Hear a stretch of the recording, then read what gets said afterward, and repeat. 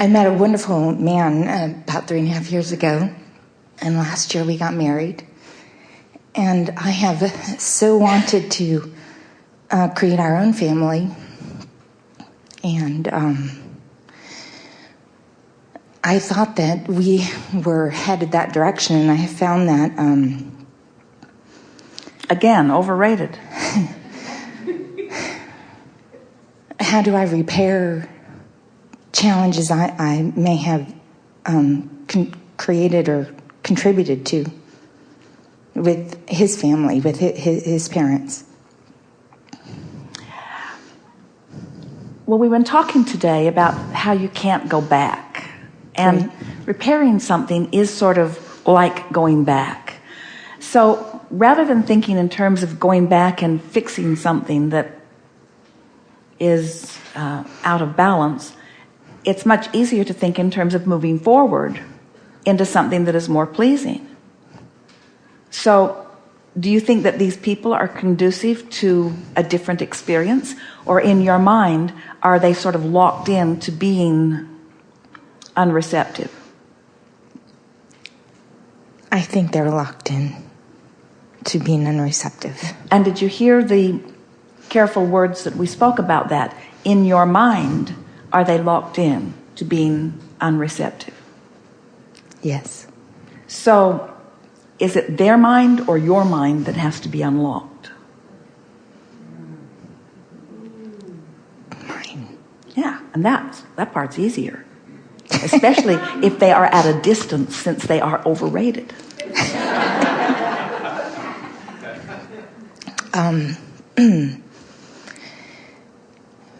Not very long ago, I heard Abraham discuss Esther and I did that.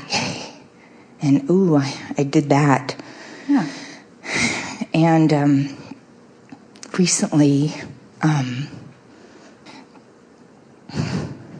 Contrasting experience is a good thing or a bad thing? Holding yourself in an unpleasant light is beneficial or not beneficial? In other words, can you separate yourself from the specifics enough to go general enough to give yourself a break?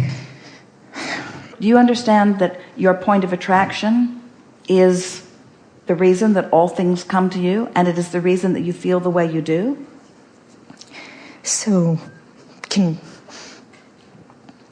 it be something I created if somebody died? Did I do that?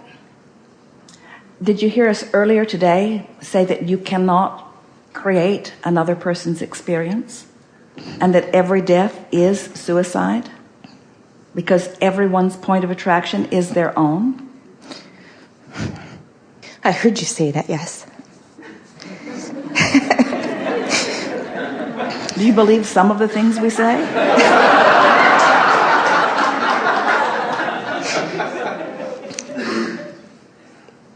It was my dog. Does he have a part of that? I mean, can the beast decide?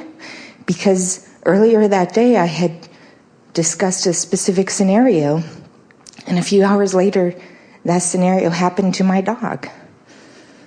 So did I do that? Because I talked about it? Because I put energy there?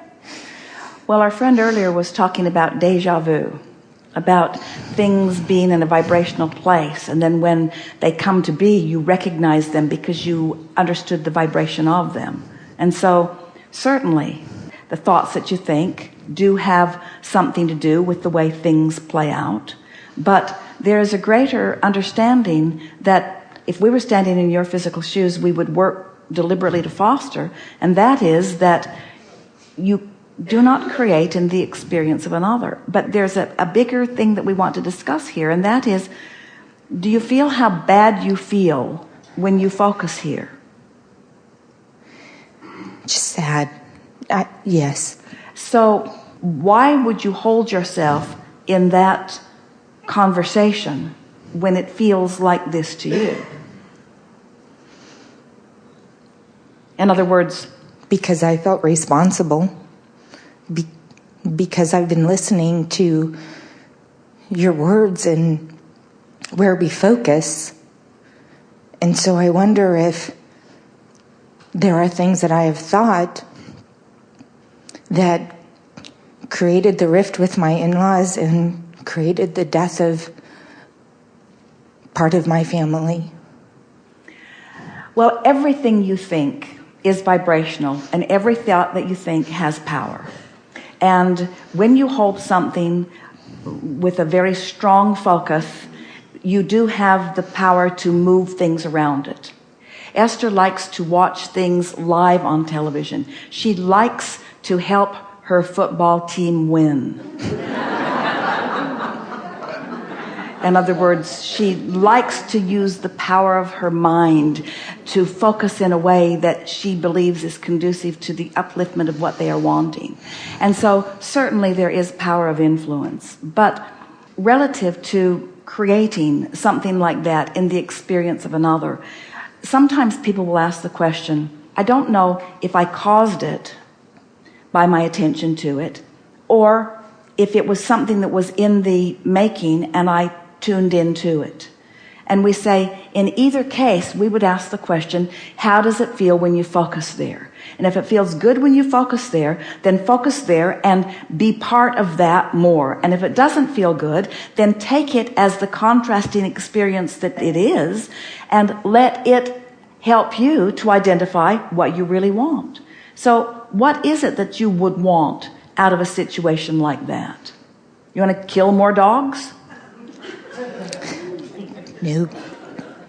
We're doing this on purpose, so just hang in there with us. No, I still have one left.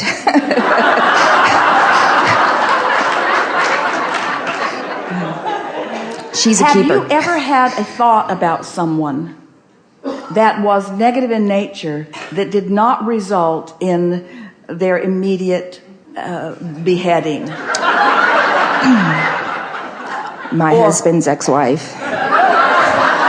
She survived. She's still there.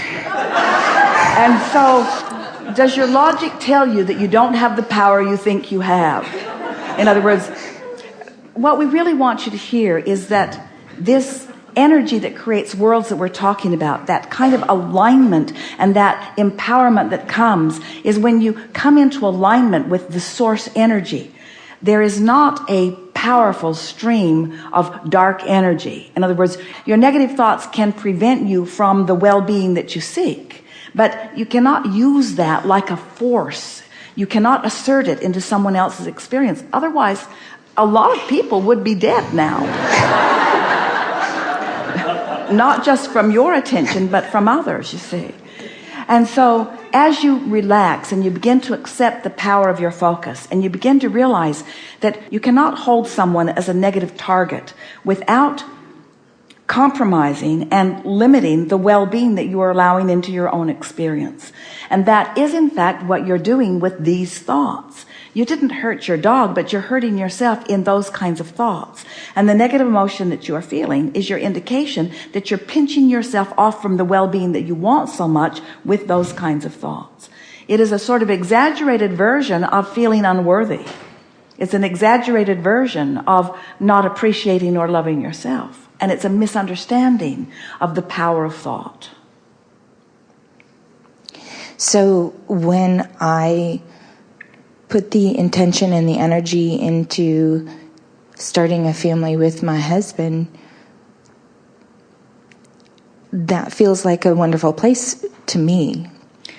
We think so too. And we would encourage you, and the reason we always enjoy a combination of questions. Sometimes people say, Abraham, people stay in the chair too long. Wouldn't it be better if they just asked one thing and left? But one of the things that we enjoy and encourage so much is that when you unfold, as you have, a variety of things, it sometimes, and in this case it's certain, helps you to see what you're really getting at. In other words, the combination of everything that you're talking about brings clarity. And in the context of what we've been talking about here today, we think that this is an excellent opportunity to acknowledge that you really want to prepare your grid for the receiving of things the way you want them to be. In other words, when you acknowledge that you feel out of alignment about this and out of alignment about that, there are so many people who say, well, I am lonely because of blah, blah, blah, or I do miss something because of this, or I am out of alignment and feeling unhappy about that. And so I think I will do this to try to compensate for all of that. But when you do this in order to fix that, this is usually not the way you want it to be. And so that's why preparing your grid is a really good idea. And then following the inspired action. So talk to us about why you want this family. I thought that I had been preparing my grid because I have wanted to start a family with my husband for at least 2.5 years.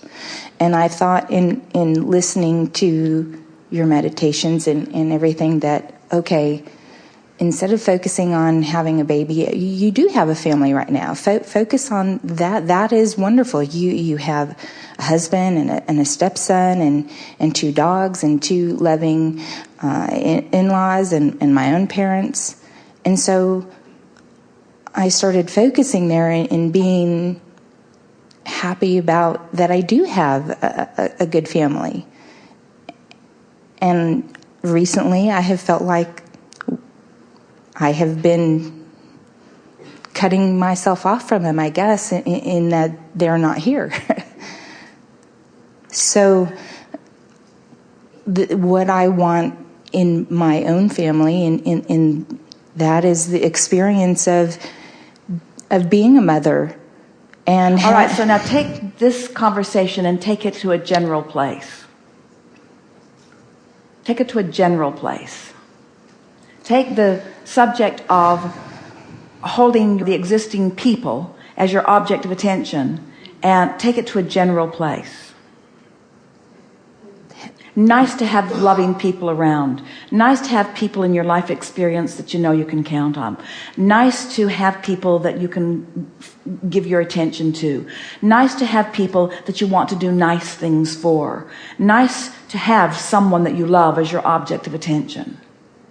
Nice to have reciprocal experience, but mostly nice to have someone to flow my attention to. Nice to have someone to love. I love to have objects of attention that I can love. Now, can you feel any ripple in that? Doesn't that feel good? Didn't all of that feel good? And didn't the conversation that you were just presenting to us a little bit ago not feel so good? So, as you take the specifics and you just let specifics sort of fade away as you focus in a more general place. So now, let's assume that this much conversation has prepared your grid. So now talk to us about why you want to have a child with your husband. What's that about? The experience of motherhood and to... And what is the experience of motherhood? What is delicious about that? What is it that's compelling about that? What's your relationship with your mother?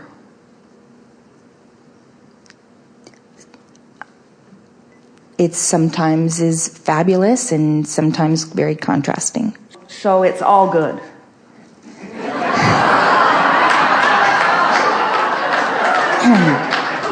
My mother listens to you too. So.